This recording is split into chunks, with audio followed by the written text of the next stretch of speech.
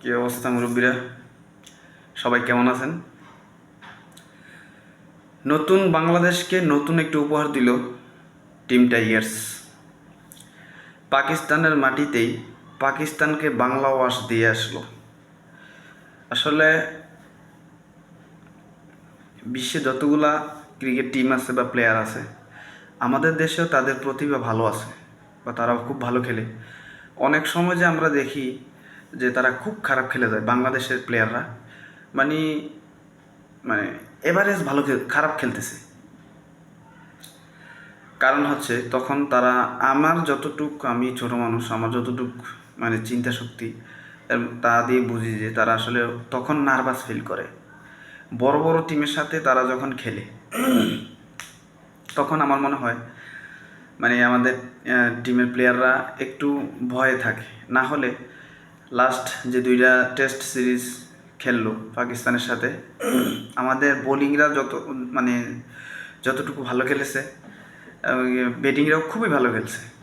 ঠিক আছে, তাদের আসলে খুব এখন প্রশংসা করাটা আমার আমার মুখে মানায় না। কারণ তাদেরকে কিছুদিন আগে খুব বকাবকি করছি, অনেক অনেক, যেটা বলার বাইরে। আসলে যে জিনিসটাকে মানুষ বেশি ভালোবাসে ওই জিনিসটার প্রতি আসলে মানে খুব থাকে বেশি। ঠিক আছে, তাদেরকে যেরকম বকা দেয় এরকম ভালোবাসি। ধন্যবাদ, অভিনন্দন বাংলাদেশ টিম টাইগারকে। আসলে এখানে আমাদের একটা জিনিস কি, লাস্ট কয়েকদিন খেলা দেখে বুঝতে পারছি যে আসলে তাদেরকে যারা ক্রিকেট খেলে তাদেরকে উৎসাহ দেওয়াটা হচ্ছে সবচেয়ে বড় কিছু আর কি। কিন্তু আমরা কিন্তু যখন তারা খারাপ খেলে তখন উৎসাহ না দিয়ে তাদেরকে বাস দিয়ে যাই। দেখা গেছে পরের ম্যাচগুলোও খারাপ খেলে। ঠিক আছে, উৎসাহ পাইলে যে কোনো জিনিস যখন আপনি উৎসাহ দিবেন বা উৎসাহ পাবে একটা মানুষ, দেখবেন সে তার ওই জায়গা যেই জায়গায় থেকেই, প্রত্যেকটা জায়গা থেকেই সে ভালো করবে, যেটাই মনে করি। ভালো লাগতেছে যে আমরা এখন নতুন একটা দেশে আছি এবং কি নতুন একটা উপহার দিল বাংলাদেশকে। ধন্যবাদ, ধন্যবাদ সবাইকে।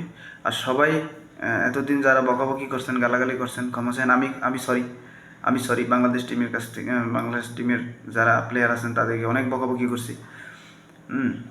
আসলে তাদেরকে, আর বেসিক্যালি আমি সাকিবের কথা বলবো।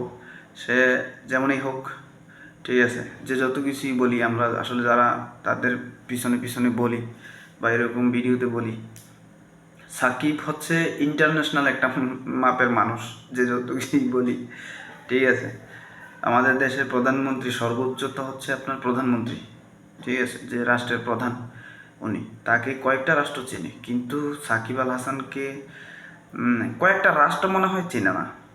সারা বিশ্ব থেকে কয়েকটা রাষ্ট্র চেনে না। আর যারা বাংলাদেশের সর্বোচ্চ লেভেলে আছে, বাংলাদেশ লিড দেয়, দেশটাকে লিড দেয়, তাদেরকে কয়েকটা দেশ চিনে।